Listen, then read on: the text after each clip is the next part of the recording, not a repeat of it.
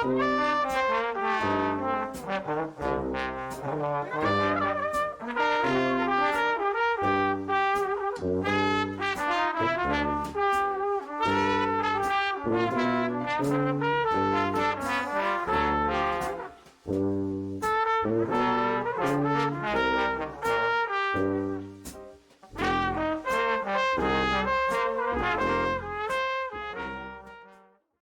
tudo bem?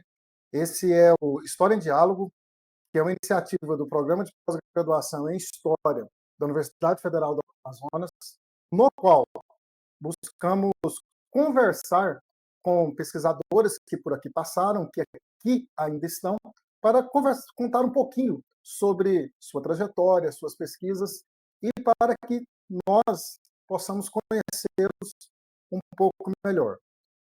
Hoje, trago um convidado, que é o professor Eduardo Gomes da Silva. Professor, Muito boa noite, né, para todos que estão nos assistindo neste momento, em momentos futuros. É uma satisfação estar aqui participando desta empreitada que é muito necessária no âmbito dos programas de pós-graduação. Agradeço muito o convite e fico à disposição. bom, irei fazer uma pequena apresentação do professor. Ele é professor da Universidade Federal de Roraima, no campus Murupupu, doutor em História Social e Política do Brasil pela História Social e Política do Brasil pela Universidade Salgado de Oliveira, do Rio de Janeiro, mestre presidente do GT Nacional de História Militar e membro da Rede Internacional Hermes, membro também da Associação Nacional dos Historiadores, da ANPU, concentra suas pesquisas na área de História Militar da Amazônia, História Social do Trabalho, História Indígena, Ensino de História, Fronteira, Defesa Nacional, Migração e História do Tempo Presente. Bom, essa é uma apresentação acadêmica, né? Mas, professor, fale mais um pouquinho mais de você, enquanto o Eduardo, não o Eduardo pesquisador necessariamente, mesmo sabendo que são coisas conjuntas. É verdade, pois é. Apesar de ter uma correlação direta, o Eduardo, né, cidadão, o Eduardo ser humano, é muito simples. Eu sou uma pessoa muito simples, de uma trajetória não só acadêmica, mas de vida também, de muito esforço, de muita superação. Posso dizer que eu sou, né, um migrante que vim da região Nordeste para a região Norte, me consolidei aqui na região Norte profissionalmente, aumentei minha família, sou casado, pai de 3 filhos, fiz muitos amigos no Amazonas e agora em Roraima, e me considero, né, um ser humano simples, um ser humano justo, um ser humano honesto e de grande coração. Perfeito. Bom, como de praxe, né, nós já estamos aqui no nosso 6º encontro, eu farei para você algumas perguntas, você fica à vontade para responder, são perguntas muito relacionadas na UFAM, e depois nós faremos umas perguntas mais rápidas, mais jogo rápido, mais próximas a ti. E a primeira pergunta, eu acho que junta um pouquinho essas duas coisas. A primeira pergunta é por que o Eduardo, não o professor Eduardo Gomes Filho, o Eduardo resolveu fazer história? Muito bem, eu sempre fui apaixonado pela história. A história sempre me motivou, sempre me fascinou. Desde a época de adolescência, eu já era um leitor assíduo de coleções dos grandes clássicos. Eu li, né, muita coisa interessante, muita coisa bacana durante toda a minha adolescência. Quando eu me encaminhei para terminar o ensino médio, na época não existia Enem, né, só tinha o vestibular, e eu precisava tomar uma decisão. Eu estava inclinado a seguir algumas áreas das ciências humanas. filosofia, história ou direito, mas a paixão pela história falou mais alto. E eu acabei, mais adiante, fazendo vestibular para a história, licenciatura plena, depois fiz uma especialização, especialmente em escolas públicas e privadas, a trabalhar como voluntário em pré-vestibulares. E isso, de fato, ajudou muito no meu processo formativo, porque eu tinha a parte teórica, a parte prática, mas faltava, eu diria, uma parte pedagógica, né? E alguns ajustes no âmbito da perspectiva científica que a universidade nos traz. Então, né, de fato, isso me ajudou muito no processo de formação e após a formação em si, eu acabei, né, seguindo a carreira acadêmica e profissional na história. E disso é uma das maiores conquistas da minha vida, não tenho nenhum tipo de arrependimento, só boas lembranças das amizades que eu fiz, das pessoas que eu ajudei até aqui, e, né, de fato, foi um sonho realizado. Perfeito. Agora, falando um pouquinho mais da sua pesquisa, o que te levou a investigar especialmente os processos de territorialização e identidade entre os povos indígenas do Alto Rio Negro? E se houve alguma vivência pessoal ou experiência de campo que te conectou diretamente com esse universo? Olha, uma excelente pergunta, né? Quando eu terminei a graduação, foi por volta de 2008, ainda lá em Pernambuco, né? E eu resolvi seguir na pós-graduação, fiz uma especialização em História da África, na época onde estava em evidência as discussões voltadas, né, sobretudo para a Lei 10.339, que torna obrigatório o ensino da História da África nas escolas privadas e públicas do Brasil, com o adendo da modificação da LDB, da Lei 11.645, né, /08.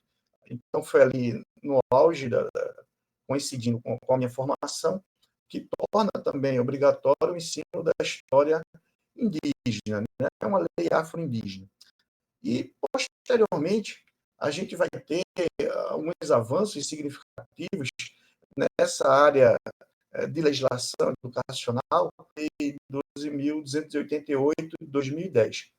E é nesse ano de 2010, quando eu estava ali próximo a terminar a especialização, que eu entrei em contato, né, com um professor da UFPE, o Edson Silva, né, que trabalha com história indígena e do indigenismo, e paguei 2 disciplinas como aluno especial no mestrado da UFPE. E para prestar concurso público, para ser DUC, né, para o governo do Estado, e me deparo com os movimentos voltados para a implementação da criação ali da Comissão Estadual da Verdade, que, né, por intermédio do Egídio Chouad, que investigou o genocídio Aimiri Atuari, e, na sequência, em 2012, houve a publicação do relatório, né, da Comissão Estadual da Verdade. Isso, de fato, me impactou bastante, porque era uma temática que, desde o Nordeste, eu já vinha me debruçando, e quando eu chego no Amazonas e, e tenho contato da linha 2, né, do mestrado, eu faço uma proposta de projeto de pesquisa, acabei passando o concurso, né, me fixando no Amazonas, em Manaus, e entrando posteriormente, né, no ano seguinte, no programa. Então, era uma vivência e uma experiência pretérita de um tema de pesquisa que já me chamava bastante a atenção, e eu acabei entrando no programa com esta proposta de pesquisa e desenvolvi no programa essa proposta. Bom, perfeito. E assim, Sua dissertação, ela articula os conceitos de etnicidade, território e agentes indígenas com bastante profundidade. Como foi o processo de selecionar os autores e perspectivas teóricas que melhor dialogassem com a realidade amazônica? Olha, isso aí também é uma pergunta muito pertinente, porque acaba, de certa forma, tocando numa questão também pretérita de escolhas, principalmente escolhas teóricas e metodológicas. No caso das escolhas teóricas, impreterivelmente, eu tive que fazer um diálogo mais aprofundado com a antropologia. Sem sombra de dúvida, foi uma condição sine qua non para que o trabalho em si, a pesquisa fluísse e tivesse êxito no final, com qualificação e defesa. Desde a década de 70, a gente sabe que houve uma aproximação da história com a antropologia por meio da virada cultural, e eu acabei tendo essa aproximação com textos voltados à antropologia, à sociologia, porque também existem alguns autores que versam sobre essas perspectivas, né, como Jean Ebert, né, José de Souza Martins, que acabam trazendo alguns subsídios teóricos, né, para o trabalho, além, né, de autores também que versam sobre essa perspectiva da história indígena e do indigenismo. Né? Alguns clássicos, como, né, a própria Manuela Carneiro da Cunha, né, que eu acabo utilizando bastante, né, o próprio Almir Diniz aí do programa, que também trabalha, a Patrícia Sampaio, né, que são alguns autores voltados aí para a temática amazônida, e as fontes que eu tive acesso do relatório estadual da verdade e do relatório, né, da Comissão Nacional da Verdade, que vai ser publicado posteriormente em 2014. Então, por intermédio da família Chouad, eu tive acesso a essas fontes lá no acervo da Casa de Cultura do Urubuí, o presidente Figueiredo, né, o Egídio me recebeu, conversei várias vezes com ele, o Adu, o Maiká, né, os filhos dele, e abriram um acervo para mim, e foi de fundamental importância para que eu pudesse desenvolver uma pesquisa mais profunda, tanto no sentido teórico Bom, quanto perfeito. metodológico. Acredito que com sua resposta, né, eu me leva a uma outra pergunta que está muito correlacionada a isso. Você utilizou uma abordagem etnográfica com base em fontes orais e observação direta. Então, quais foram os principais desafios e aprendizados ao lidar com narrativas indígenas sobre território e memória? Muito bem, né? Na minha concepção, o principal desafio foi lidar com o silêncio. Muitas vezes, o trauma histórico ele não é dito de forma explícita, mas se manifesta de algumas outras formas. No caso da pesquisa junto ao Zoemir Troari, esse silêncio acaba se manifestando a partir de uma experiência etnográfica de um casal de missionários, né, do Egídio e da sua esposa, a Dorothy Chouad, que fizeram ali um trabalho de alfabetização na aldeia Iuará, entre 85 e 86. Essa aldeia é localizada aqui em Roraima, e os indígenas acabaram manifestando parte do que tinha ocorrido com eles durante a entrada desses projetos de desenvolvimento em seu território tradicional, né, durante a ditadura civil-militar, sobretudo com a construção da BR-174, e acabaram manifestando isso em formas de desenhos, de relatos fragmentados. Tá? Isso acabou evidenciando o não dito, né, pelas palavras. Trabalhar com essas fontes, tanto essas fontes etnográficas, antropológicas, quanto orais, exigiu uma sensibilidade para que eu pudesse ouvir e analisar essas fontes. E também compreendê-las, né, do que era falado, do que estava sendo dito. O aprendizado em si foi perceber que essa memória coletiva, né, como diria o Maurício Halbach, é uma fonte de resistência.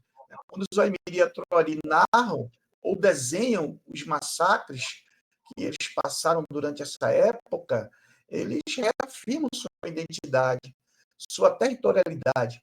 E foi dessa forma que essa análise acabou sendo essencial para respeitar tanto o seu que foi uma experiência significativa, mas eu, de fato, acabei não fazendo em loco a etnografia, mas fazendo uma análise do processo etnográfico vivenciado, né, por Egídio e Dorothy Schwartz, no território Aimiri-Atorari. E algumas outras experiências antropológicas, como do Baines, por exemplo, né, que é antropólogo da Universidade de Brasília. Bom, você tratando, obviamente, né, você trata muito bem a questão da territorialidade. Eu diria que um dos pontos fortes do seu trabalho é mostrar como que os povos do Alto Rio Negro constroem sua territorialidade, que inclusive desafia as fronteiras estatais ou fronteiras oficiais, né? O mais te marcou nesse processo de ressignificação do espaço? Foi um exemplo muito marcante para mim, principalmente a partir da reocupação das áreas que foram alagadas pela construção da usina hidrelétrica de Balbina, quando o povo Aimiri-Atroari fundaram outra aldeia, a aldeia Guariné, né, por volta de 1995. As comportas da hidrelétrica vão se abrir ali por volta de 87, se eu não me engano, e quando se abre, alaga todo o território nacional. Isso, de fato, teve um impacto, né, ambiental significativo e ocasionou um processo de deslocamento compulsório, alagando duas aldeias inteiras dos povos de outras etnias, inclusive, que moravam próximo, que habitavam próximo aos Oimiri-Atroari, né? Eu tive, na época, uma conversa com o Egídio, ele acompanhou em loco esse processo, né, de alagamento do território tradicional e de desterritorialização. Inclusive, tem um documentário, né, chamado Balbina, no País da Impunidade, que foi editado na época e lançado, e retrata bem, né, parte desse processo vivenciado. Após eles terem sido removidos compulsoriamente, eles voltaram a ocupar aquele espaço. Isso é muito simbólico, muito significativo. Acabaram reafirmando que o território não se resume necessariamente a limites jurídicos ou a decretos, mas a vivência, a memória coletiva.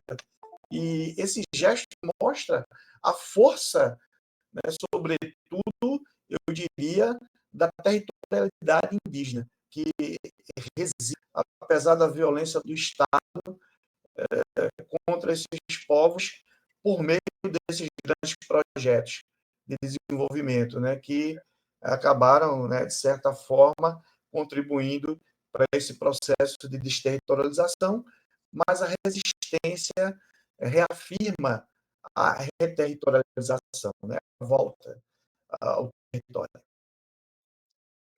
Bom, acredito que quem nos assista automaticamente consegue perceber o respeito que você impõe na forma como você fala, né? E uma coisa que chama atenção também, o seu texto tem uma fluidez que revela um cuidado com a linguagem e com a representação dos sujeitos da pesquisa.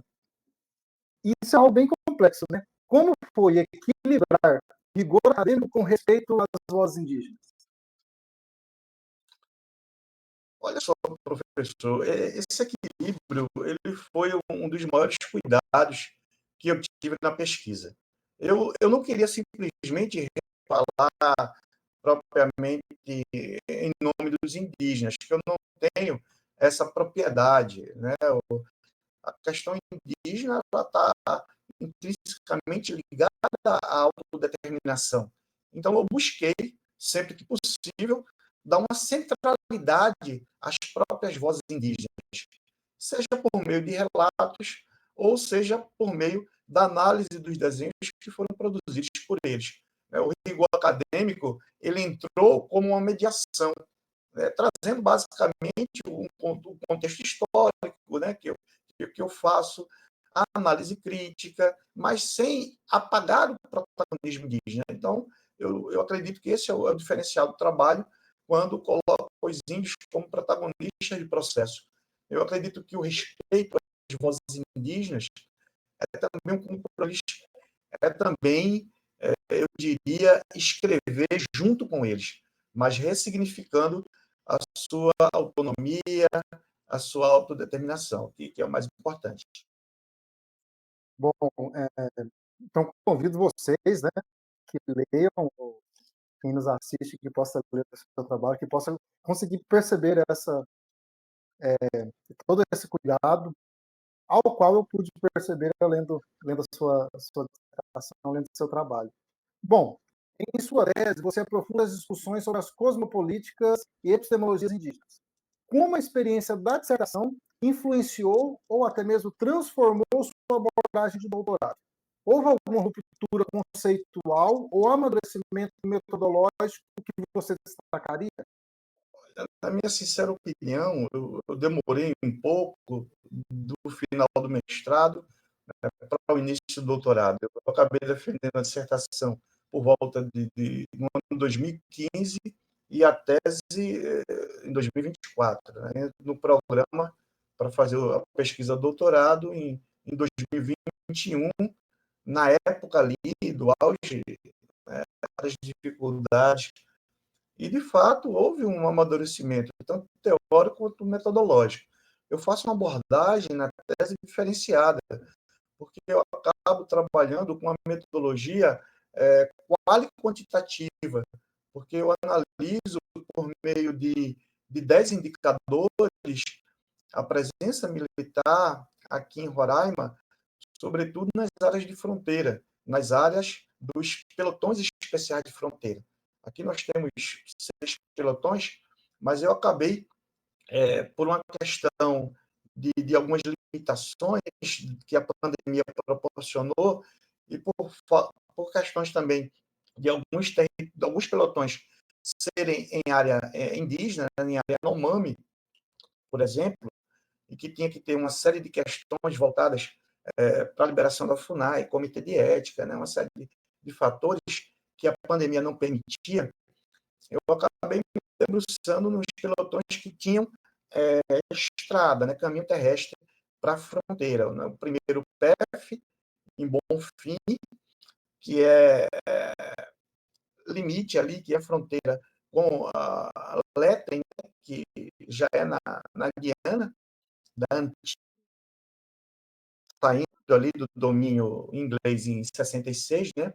E o primeiro pelotão vai ser formado em 69, né? É o primeiro PF de Bonfim, que acaba, de certa forma, dinamizando as relações socioeconômicas daquele espaço transfronteiriço. E o terceiro PF, que fica em Pacaraima, que faz fronteira com Santa Helena do Cão, da Operação Acolhida, né, que é de 2018, e permanece atualmente. E essa análise é uma análise que eu procurei e tentei me reinventar, né, justamente por causa da pandemia. Eu não diria que houve uma ruptura, mas uma adaptação a novos tempos e uma situação pandêmica mundial. Então, de certa forma, eu tive que me reinventar metodologicamente, mas do ponto de vista da questão teórica, eu também ampliei o escopo, porque eu tive que me aprofundar numa literatura não só mais atual, mas uma literatura também de filosofia militar. Não só os autores clássicos, como Rodrigo Pato Samota, Carlos Fico, né, esses autores, o Hélio Gaspari, que são clássicos, né? Mas autores que trabalharam especificamente presença militar na Amazônia. Em contrapartida, ocorreram algumas dificuldades, não só pela pandemia, mas também por conta da dificuldade de acesso a algumas fontes. Dificuldades colocadas, inclusive, por instituições militares. Então, em alguns momentos da pesquisa, eu tive que recorrer à lei de acesso à informação para poder ter acesso a alguns dados que foram essenciais para o desenvolvimento dessa pesquisa. Pois bem, como você conversando contigo, deu para ver uma longa trajetória, né? Uma trajetória debruçada sobre um tema, e ao mesmo tempo você explicita que faz pouco tempo que você encerrou essa pesquisa, né? Ele encerrou aqui com muitas áreas. O pesquisador Eduardo, quais são as suas perspectivas após essa pesquisa? Olha, eu diria que essa pesquisa ela tem um desdobramento muito importante da dissertação. A tese, de certa forma, ela preenche uma lacuna, não apenas que foi lançada, né, a partir de uma problemática da dissertação, né, o grande problema de pesquisa da dissertação era se de fato houve um genocídio indígena durante a ditadura aqui na Amazônia, né, e os trabalhos realizados tanto pelo Comitê Estadual da Verdade do Amazonas quanto pela Comissão Nacional da Verdade acabou descortinando isso não só para o Brasil, mas para o mundo. Porém, na dissertação, o que tinha de fato eram as fontes da Comissão Estadual da Verdade que foram levantadas pelo Egídio Schwartz e sua família. Porém, há pouco tempo depois, quando eu defendo o trabalho, veio à tona não só apenas as consequências, mas de uma ação civil pública movida, né, pelos índios Waimiri-Atuari, junto ao Ministério Público Federal do Amazonas, onde eles acabam evidenciando, demonstrando ali, apontando especificamente numa cartografia dos locais, o que eles consideram como locais de memória, né? Para nós, os cemitérios. Então, quando o povo Waimiri-Atuari acaba fazendo uma denúncia ao Ministério Público Federal, após toda essa repercussão, e aponta os locais de memória, isso eu trago do terceiro capítulo da tese, porque nem tudo são flores, né? Eu analiso a presença militar num período um tanto quanto diferente na tese, que é de 91 a 2002, principalmente por causa dos censos que ocorreram durante esse período, né? Do período da ditadura civil-militar até 2014, que é o ano da publicação do relatório da Comissão Nacional da Verdade. Então, eu pego ali de 64 até 2014, né? E isso, de fato, acabou preenchendo uma lacuna da dissertação. Na tese, eu precisava, né, de certa forma, continuar investigando e dando uma resposta para aquelas inquietações que ficaram lá atrás do mestrado. E no doutorado, eu acabei, né, cumprindo essa missão. Acabei fazendo essa análise em cima dessa denúncia que, né, acabou, de fato, durante o período da ditadura civil-militar. Então, eu fico com uma sensação de dever cumprido. Bom, gostaria de fazer uma pergunta para ti. Como que o programa ajudou, contribuiu em sua formação?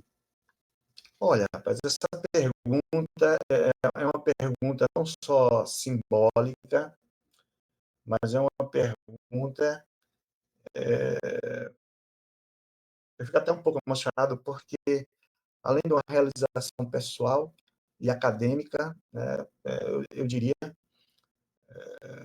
teve um impacto muito significativo, tanto no sentido profissional, porque depois disso eu acabo entrando na época, né, passa um filme na cabeça, eu entro no programa na seleção de 2012 para 2013, num período onde o programa estava passando por uma fase de reestruturação e eu estava passando por uma fase de fixação em Manaus, Eu tinha acabado de chegar de Recife, passar um concurso, né, um concurso de 40 horas que, para fazer um mestrado, eu tinha que me esforçar, né, algumas questões de bastidores assim que eu vou trazer à tona agora, que eu acredito que sejam necessárias, até mesmo para quem está no programa recentemente, conhecer um pouco, né, desses bastidores. O programa ele tinha passado por uma questões de ajuste de conduta, né? O Carlos Fico, o professor Carlos Fico, era coordenador de área da CAPES, e ele fez uma visita ao PPGH e cobrou, né, fez uma cobrança muito grande em relação à produção discente, à produção docente, à realização de seminários, à, à questão de acompanhamento de egressos, uma série de pré-requisitos que a CAPES acaba exigindo dos programas de pós-graduação. E, na época, nós éramos um programa 3, não tínhamos ainda 4, não tinha doutorado na época, e o programa realmente se reinventou a partir disso.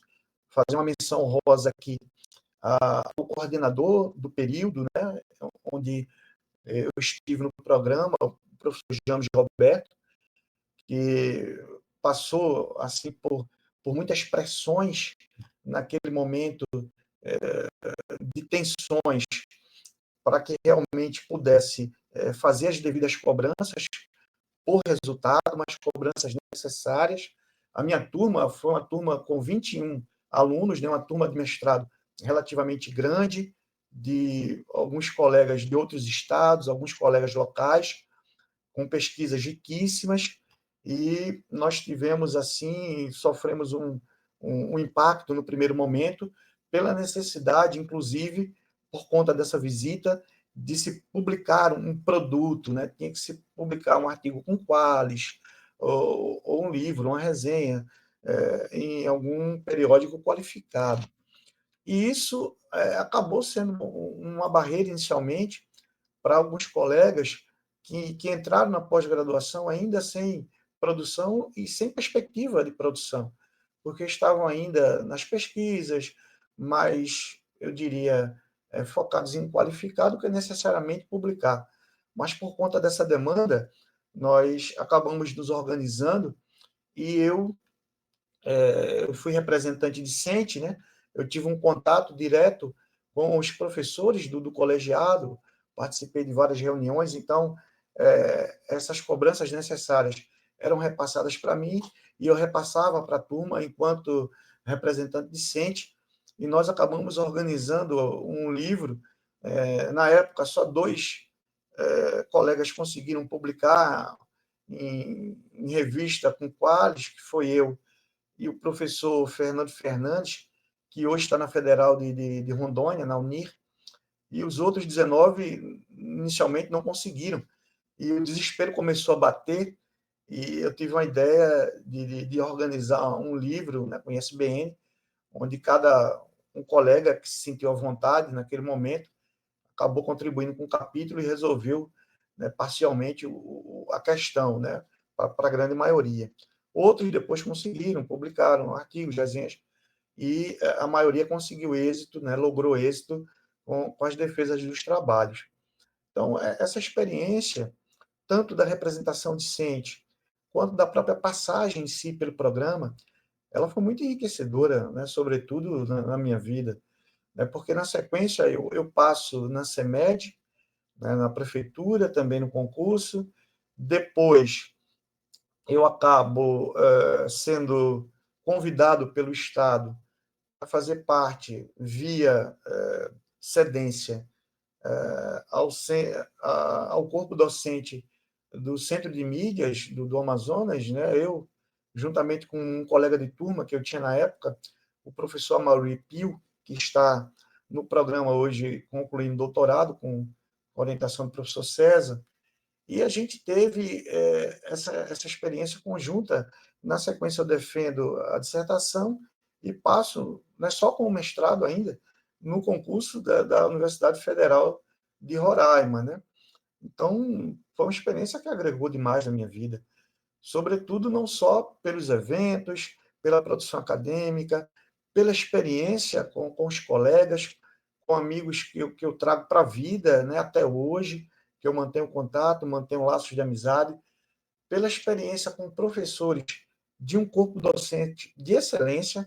Eu fui aluno da linha 2, eu destaco aqui o professor Luiz Balcar, que foi meu co-orientador, o professor Marcos Sérgio Borges da Silveira, que hoje em dia está na Federal de Pelotas e foi meu orientador, o professor César, que tinha recentemente chegado do Rio Grande do Sul e acrescentou muito no programa, o professor Davi Avelino, que veio do Instituto Federal, né, para somar. Essa experiência acabou fortalecendo a criação do grupo de trabalho de História Social, aí, do GT de História Social do Trabalho. Nós fomos fundadores desse GT em 2014. Neste mesmo ano, nós participamos de uma caravana do terceiro Seminário Internacional do GT Mundial do Trabalho na Universidade Estadual da Bahia, na UNEB, né, lá em Salvador, e 2 anos depois, em 2016, nós conseguimos trazer o evento para o FAM, né, o quarto Seminário Internacional do Mundo do Trabalho, onde vieram, né, nomes emblemáticos, a Chitra Joshi, lá da Índia, tá, o Alexandre Fortes, da Federal Rural do Rio de Janeiro, né, os colegas aqui do Pará, né, de outras universidades da região norte e nordeste. Então, foi um evento que acabou consolidando o GT Mundos do Trabalho, e eu acabei participando de todo esse processo, junto com os professores, junto com os colegas, e fortalecemos a história social do trabalho na Amazônia. Então, foi uma experiência muito significativa. Também 2 menções honrosas que eu gostaria de fazer aqui, aos secretários que passaram durante a época, com vários e vários problemas que tiveram, assim, para que eles pudessem resolver da conta, tanto o Jefferson quanto o Jailson, também todo o meu respeito e gratidão. E agora, né, mais recentemente, todos os méritos à professora Patrícia Sampaio pelo conjunto da obra, né, pela questão de assumir esse desafio de ser coordenadora de área da CAPES, né, honrando aí a região amazônica, honrando a UFAM. Então, essa trajetória, além de contribuir para a minha vida acadêmica, também contribuiu para a minha vida pessoal, profissional, e eu só tenho a agradecer. Inclusive, para esse momento, eu peguei a camisa que eu usava no mestrado. Então, eu fui, de fato, um discente que vestiu a camisa do programa. Bom, emendando, eu iria fazer uma pergunta para você sobre como que o programa contribuiu com você enquanto pessoa, mas como sempre fica uma coisa muito próxima, né? Nós, enquanto pesquisadores, e isso, enquanto professores, passa pela nossa trajetória. Então, se você quiser falar um pouquinho mais, como que o programa contribuiu para você, contribuiu em sua vida, fica à vontade. Quando a gente passa por um programa, ou por um curso, por uma instituição, por uma universidade, sempre a gente deixa um pedacinho da gente lá, mas traz, né, consigo também essas vivências e essas experiências. E o nome da UFAM eu carrego para todo lugar, né? Para não só aqui onde eu estou atualmente, em Boa Vista, mas para o Brasil, né? Quando eu saio, a maioria dos colegas tem uma curiosidade muito grande em saber como foi um processo de formação numa universidade na Amazônia. Alguns têm uma visão diferente, né, do que a gente experienciou, vivenciou, e outros têm muita curiosidade. Mas, para além dessas questões de curiosidade, eu tenho a consciência que eu fiz um processo de uma formação muito sólida, né? Passei por um curso com um corpo docente qualificado e consolidado na região amazônica. Então, você levar no currículo uma formação pela Federal da Amazônia, para mim, é um orgulho muito grande, porque não foi fácil. Não, depois que a gente olha para trás e vê toda a dificuldade do processo, eu começo com 40 horas de sala de aula, termino o mestrado com 60, sem licença, só com um ano de bolsa, né? O primeiro ano foi sem bolsa, e isso, quem é pesquisador sabe que é muito difícil, né, fazer pesquisa no Brasil e, sobretudo, na Amazônia, sem um incentivo de uma agência de fomento. E, mesmo com todas as dificuldades, houve o êxito, né, na defesa da pesquisa, na qual sou grato tanto à instituição, ao programa, e aos professores, né, que passaram e ainda estão nele. Muito bom. Agora, nos aproximando um pouquinho mais do Eduardo, vamos fazer um jogo rápido de perguntas aqui. Caminhando para o fim, né, de nossa conversa, Eduardo, pergunto, você responde quase de bate-pronto, tá? Fica à vontade. Vamos Um lá. livro, Apologia da História ou Ofício de Historiador, do Mark Bloch. uma música, É Preciso Saber Viver, versão dos Titãs.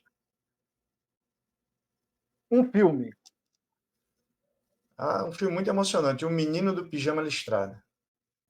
um dia especial em sua vida, O nascimento da minha filha, a Clio.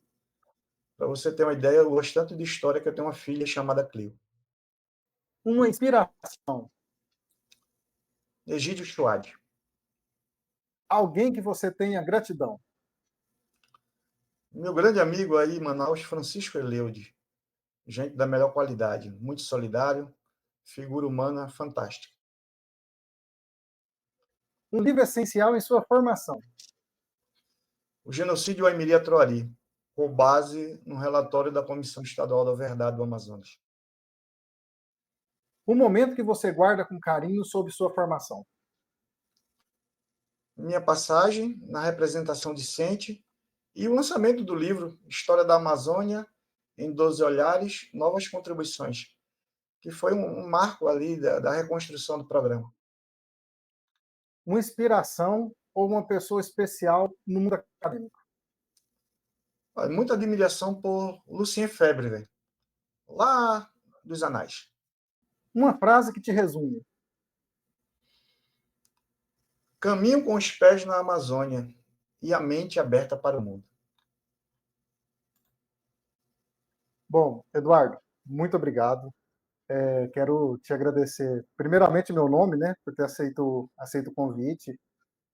E em nome do programa também, né, em nome do programa que não é meu, é nosso, no caso, te agradeço pela possibilidade de conversar um pouquinho com você, poder conhecer um pouco, não só sobre a sua pesquisa, mas conhecer um pouquinho de você também.